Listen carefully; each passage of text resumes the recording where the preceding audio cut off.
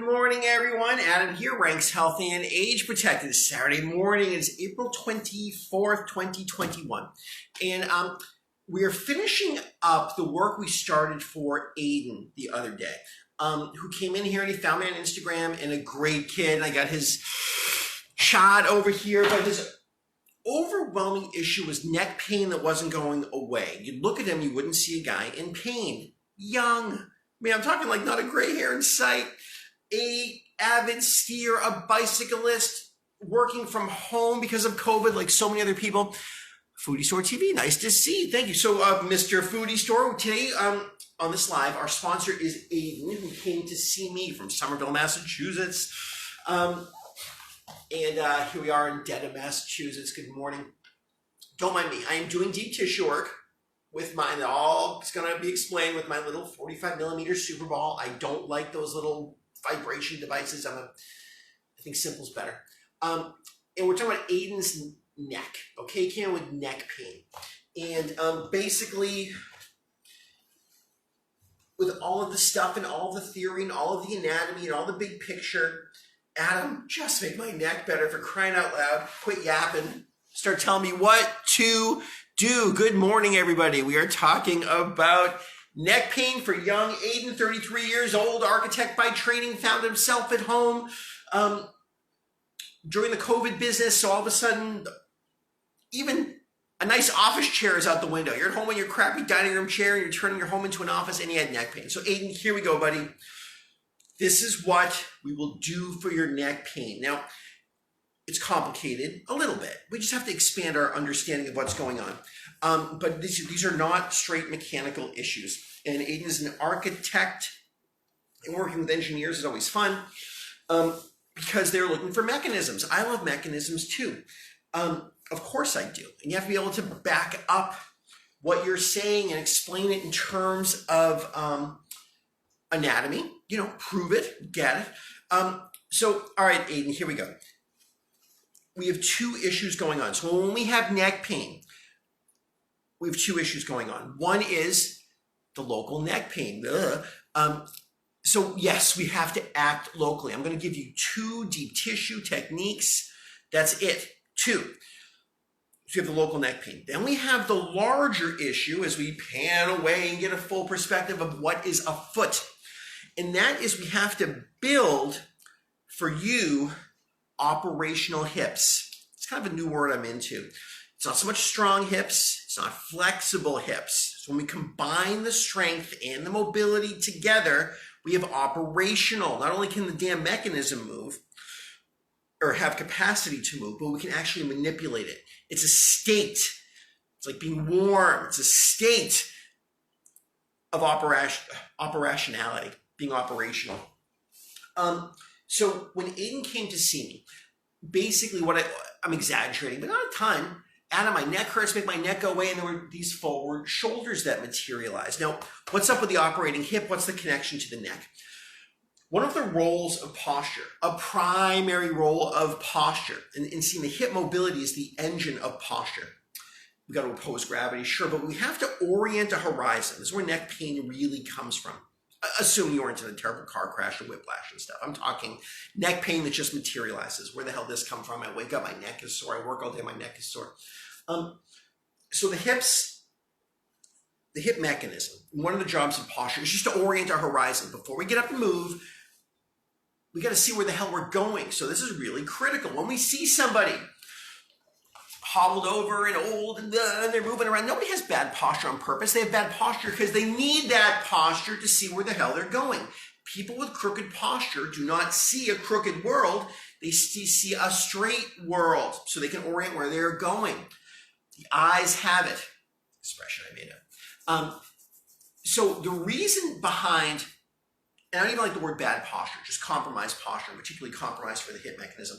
The reason it is there is because if the hip is not operating optimally, which is a really hard freaking thing to do, by the way, it takes a lot of work. That's the majority of our exercise life, is devoted to maintaining the operationality of the hips and the hip joint mechanism. When the hip is not operating properly, to see where we're going, the neck shortens down, the pecs shorten down, flipping up the head, the sternocleidomastoid shortens down so we can just see where we're going. Now, this meets the immediate objective of orienting ourselves. We're dead if we don't do that, but it does put a tax on the neck. Over time, this becomes unsustainable. So that is the thing. A good morning. Oh, Sheila D, good morning. Good morning. Good to see all you guys. Wayne's Morgan. So Aiden, this is for you. Now, not for nothing. I like this book, The Trigger Point. I don't even know if this is like backwards as you look at me. Trigger Point Therapy Workbook by Claire Davies. It's took the staggering work of Janet Tribell. You can find this guy on Amazon. Regarding mapping myofascial pain and this whole concept of referred pain. And for anybody, it made accessible these powers of self-care, okay? So these self-care techniques, which I'm going to show, it can be found in this book, and you can read it. And God, I've had this book for 20 years and underlined it and written in it, and it's awesome. It gets everyone up and running into self-care basics. But that book is not enough. Deep tissue work is not enough because the deep tissue work only works if we have operational hips at the same time. If we don't have operational hips, then the cascade of compensations, mostly for orienting our vision, kick on. That's where the neck pain is coming from. The chronic tax of neck muscles, which are only supposed to micro adjust on the move, are actually taxed with holding up the damn head all the time. Pain. Here we go. So, Aiden, the first technique I'm going to offer to you when your neck hurts is this scaling muscle technique. Now, this is what I'm doing. As you turn your head, you'll see a large muscle come to the surface. That is the sternocleidomastoid. Now, right behind this marker, I assume you can see me, okay, good. This is the margin, my landmark. I'm going to press my thumb into the side of the neck. This is the scaling muscle. These guys are nasty. They hold up the head, they micro-adjust, and when they have the job of holding up the head, they become ischemic, locally acidic. We are wired to feel that pain. That's the overwhelming majority of the pain. So all you do is press your thumb into the side of the neck. That's it. Now, you don't want to be a thumb therapist. And what you then do is elevate the elbow. It's the elevation of the elbow provides the leverage. And what you will feel is just pressure sensitivity. And a crazy referral pattern, by the way. You will feel this in the nose, behind the eyeball. Kind of explains where your migraines are really coming from. You'll find this behind the shoulder blade. This is all the referral pattern of the gnarly scaling muscles, which are three squiggly muscles. It's like an evil squid coming between C1 and C7 and grabbing onto collarbone and rib 1 and raising havoc. But we do have to restore tissue mobility. So the first thing you will do is plant the thumb. Elevate the elbow. Congratulations, you are now Aiden, the self-care master. And then you don't rub the thumb. All you have to do is breathe. Breathe. It's the breath itself that provides the stroking motion that restores the tissue malleability in the neck. This is the first step towards getting rid of that painful neck. Thank you, heart bubble, wherever that came from. But that's not gonna cut it, dude. Aiden, you're not better. You're not better yet because you still got the forward shoulder problem. So what we have to do is build operational hips. So what I'm gonna do is sit down. I'm gonna get into this sort of, seated half lotus. Now, guys, everything is difficult. What if your knee can't do this? This is filled with if-then scenarios. So I'm giving you guys power because you own your body. That's a gift from a much higher source, okay? So you deserve the instruction manual. Now, Aiden, we're now focusing on the hip joint. So I got my right hip up here. How do you make a hip operational? This looks like I'm stretching my hip. This ain't operational. Pay attention to the ankle. My foot, the outer aspect of my foot is doing all this action called eversion of the ankle. Inversion is when the ankle goes that way. You sprain your ankle. Eversion is generating force that pulls the base of the big toe into the ground. That's the purview of the core. This opens the hip. So right now I'm here. Now I'm making the hip operational because there's an external rotation force happening below the hip bone. And you can feel this. Now I'm going to take my hands. I can do a whole bunch of things. I'm going to press them together. So while this ankle action is happening, now these hands are pressing together. So Aiden, you wanted a circuit. What do I do? Quit yapping, Adam. What do I do? This is what you do. You get into the state that you're pressing the hands against each other. Now, this is what makes a hip operational. Allow me to explain. What the hell is operational even mean? When the hands are pressing against each other, the shoulders are now in a state of external rotation. In other words, the ball and socket shoulders are rolling away from my midline. When my ankle is in this, not relaxed, not sickled in, but in this eversion state, the greater trochanter of the femur, look this crap up, is rotating away from the midline. Above my hip, the limb is rotating away from the midline. Below the hip, the limb is rotating away from the midline. The effect that has is the ball and socket doesn't just open, it is forced open, or opposing generation of forces maintains traction. Here's the thing about a hip. A hip is not pure anatomy. It's not pure anatomy. Like a piano is not music. A piano is a thing that can make music. A hip is a thing that can be mobile if it is played properly. So a hip is the articulation fine of the socket of the pelvis, the ball of the femur. But what makes a hip is a buttload of force, which maintains a state of traction. You see, a hip, like a body temperature or a blood pressure, is actually a state of energy. It's not pure anatomy, which is why if something is unconscious and you stand it up, thump, it can't collapse, it will collapse, because it requires an ongoing generation of force to maintain the state that we call function or live or mobile or functional or operational. So anyways, brother, here is your first circuit. You are going to get here, thumb into side of neck, elevate the elbow so you feel some sweet ouchie, okay? The local acidity of the muscles has some pressure sensitivity.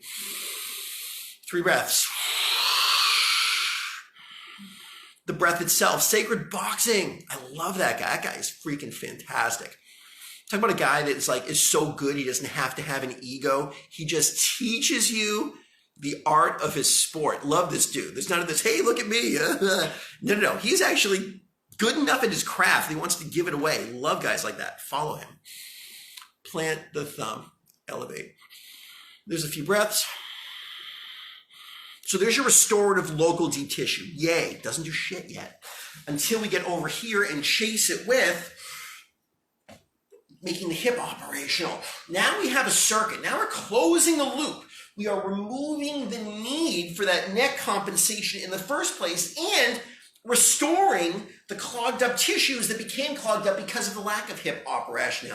Want to do something really badass, Aiden? We can combine the two. Dig in the heel. Turn this palm like so, whatever. We were doing a shoulder external rotation. Now do the deep tissue work at the same time.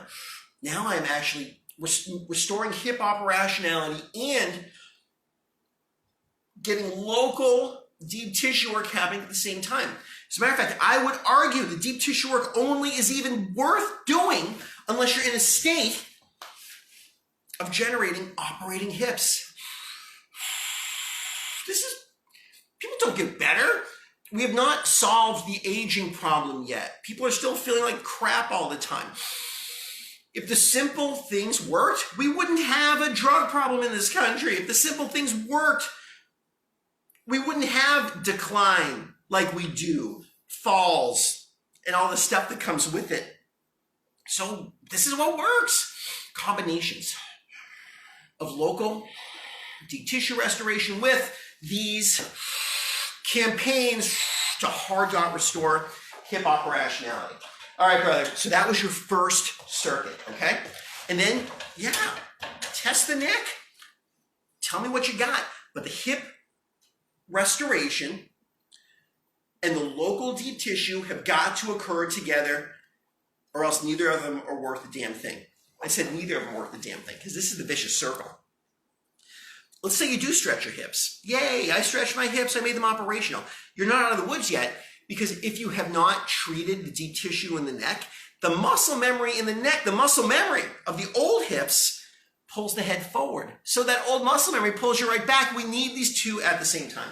That's why this is why this is complex.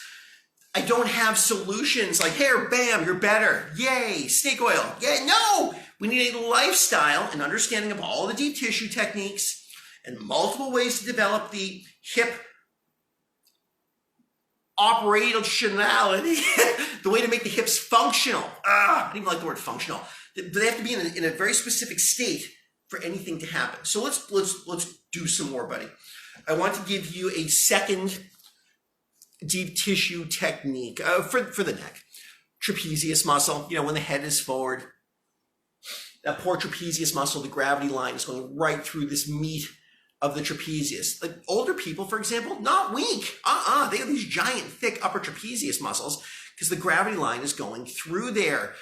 That constriction of opposing gravity constantly, day after day, hour after hour, causes locally ischemic or oxygen-starved tissue, which has pain referral, and that hurts like hell.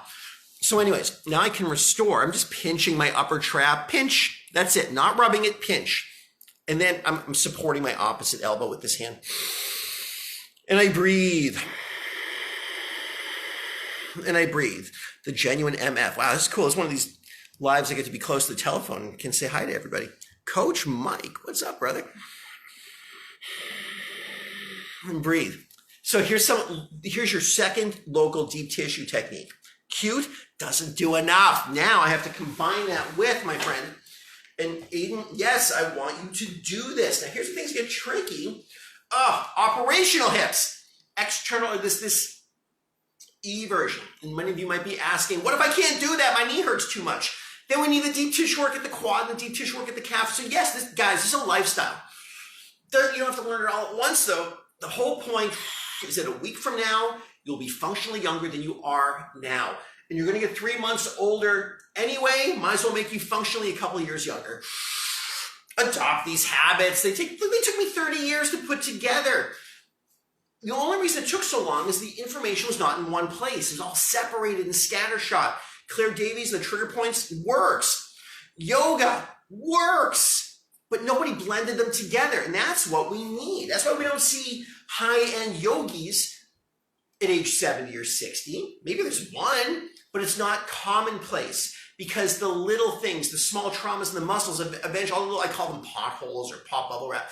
They add up, they take you away. We are trying to do a movement here, pun semi-intended, of really turning back the clock, which means that people that are extraordinarily smart in the deep tissue world and people who are extraordinarily powerful in the yoga world, we got to cross-pollinate them. That's what growth is. When smart people who are very, very different from different arenas talk to each other. This magical third entity materializes, which is the combination of brilliant minds blending together to make something entirely new.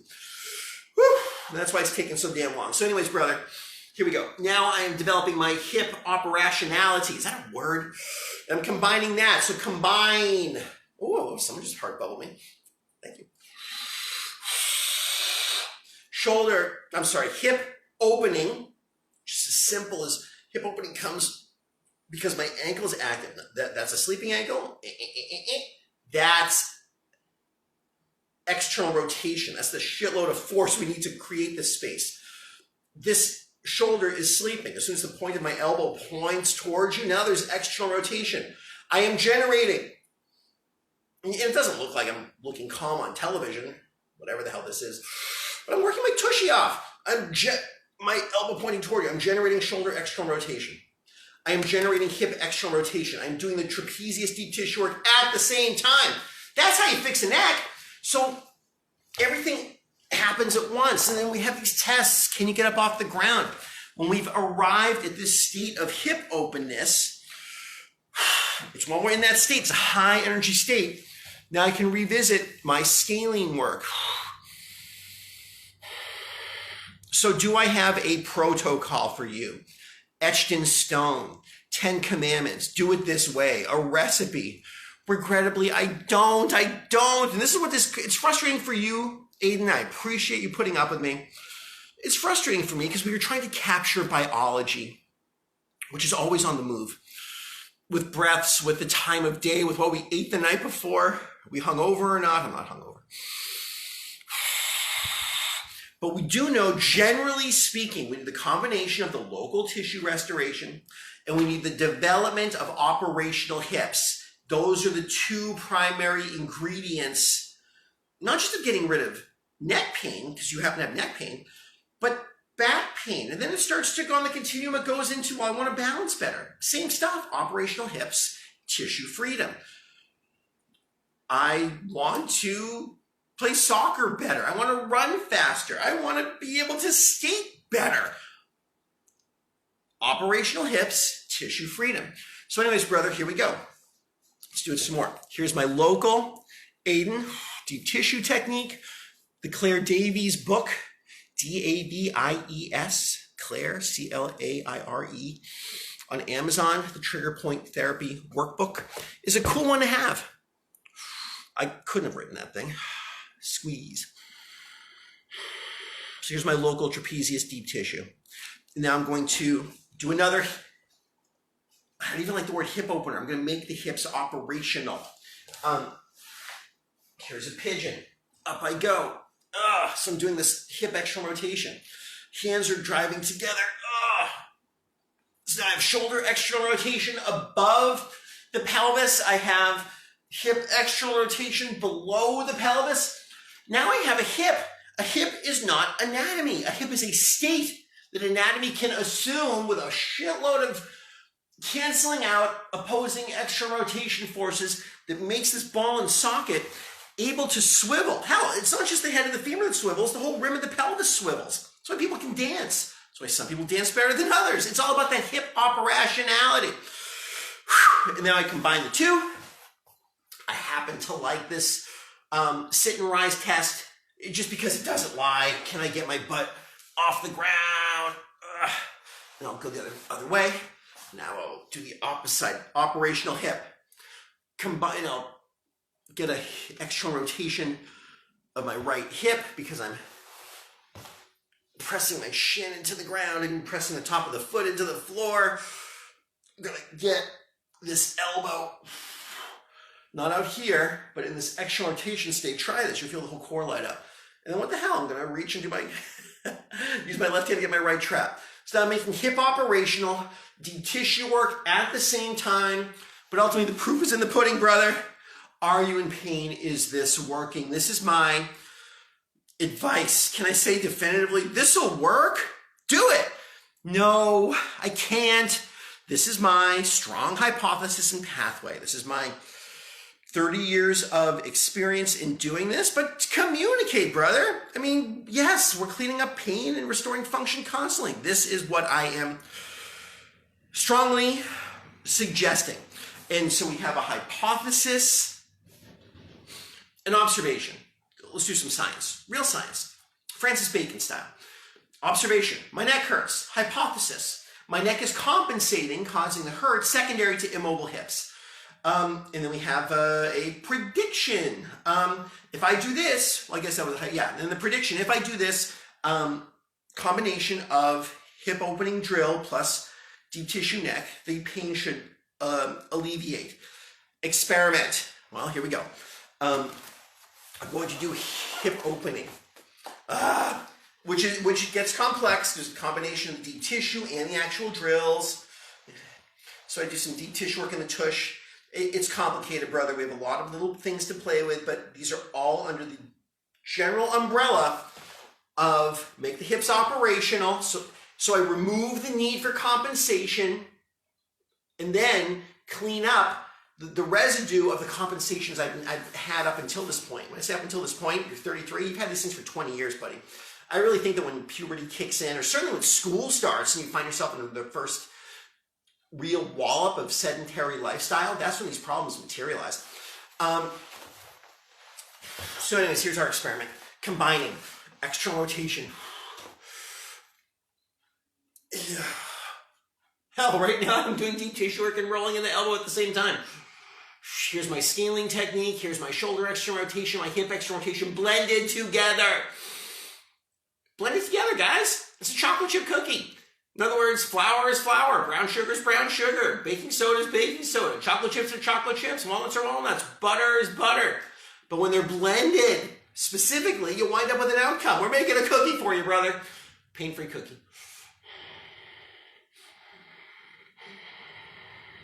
So that is the protocol I want to give you. Let's keep going. So we have hip opening, seated, or hip, making the hip operational. Seated, making the hip operational from the floor with the trapezius deep tissue, upper trapezius, excuse me, and the scalene deep tissue simultaneously, and that is my morning cocktail for getting your neck pain-free. Guys, great to see these names, and great to see you. Thank you. So there it is, guys. We need operational hips. Operational. Mobile is different than operational. Mobile means that there's a opening of the hip which is arrived at through the generation of opposing forces, a buttload of them, from the hip flexor, from the piriformis, from the lat dorsi, from the transverse abdominis, hell, even from the forearms, from the calves. That's operational hip mobility. I mean, there's a reason why when someone is playing second base, these are operational hips. What the hell is going on? The knees have fallen in. The palms are turned out. The fingers are extended. There's force and an external rotation being generated above the pelvis. There's force being generated in external rotation below the pelvis. They cancel each other out, lifting the ilium, pulling down the head of the femur. I now have created a swivel. I can move fast. There's a reason that ready state is universal in wrestling, in golf, in being a shortstop. What might be good for my forearm as an injured fighter? You know, buddy, we have forearm deep tissue work, and then we have the same goddamn thing. External rotation of the shoulder, which materializes secondary to making the hip operational. So I would guess if you have a forearm injury or forearm pain or elbow tendonitis, you also have a forward shoulder. You also have a broken toe in your past or a sprained ankle. These things come in a one after the other, but they're all, first you have the compromised hip, then you have the local compensation, which is necessary post-compromised hip, then you have the overuse injuries that materialize because of the compensations to the compromised hip. And these are the things we're trying to run backwards for you guys. Great, sunglasses. So anyways, that's the deal. So Aiden, that is for you. And it's a beginning, brother. We don't have to get married necessarily. You know, whatever. Aiden actually made the trip from Somerville to Dedham. It was great to see him. But we're getting him started in a new life, in a new world. And he had a general fear, which a lot of people have. If I'm like this when I'm 33, what the hell's in for me when I'm 50? Yeah, it's gonna be ugly. Unless we intervene, we know how to intervene. We just have to sit with this and chew on it, and most importantly, talk about it. I have no desire to dictate, do this. We're gonna talk about it and work our way through. Sheila D, thank you for sharing. I feel a definite difference. Good. Aha. Running backwards is a really smart thing to do. Essentially, when you're running backward, essentially running forward, gravity curls you over. Running backwards, running backwards like doing handstands. Gravity, since you're going backwards, gravity is actually straightening your posture for you. So walking backwards, running backwards, great drill. Combine it with the deep tissue. Handstands, where literally we invert gravity. It's not you're inverting your body, you're inverting the effect of gravity on your body. But combine it with the deep tissue. And we have winning combinations. Okay, gang, I thank you much. I will be back soon. Hey, Dr. Antonio, I think you're in South America, but you're a great supporter, and thank you. It's always great to hear from you. I will be back soon. It's the guy who's the neurosurgeon. Yeah, he's got these cool pictures of the brain. He's fantastic. Yeah, check out Dr. Antonio. This is a guy that loves to educate too. Good man. I will be back. So Aiden, that's for you. Thank you, Aiden. You made this live possible. And I'll be back this week. Okay, I teach dance and dance backwards. Hell yeah. Sheila D, read this book. Okay, I can explain it to you, but get it from a third source. If you can combine the powers of a dance instructor with getting some sense of the micro world of the muscles that's happening at the same time, if you can control the micro and master the macro, you are a powerful healer. Oh, wow, my heart bubbles just blew up. Okay, I can learn how to do all that junk. Okay, guys, I thank you. I will see you soon. Be well, everybody. Thanks a million. See you soon. Good weekend.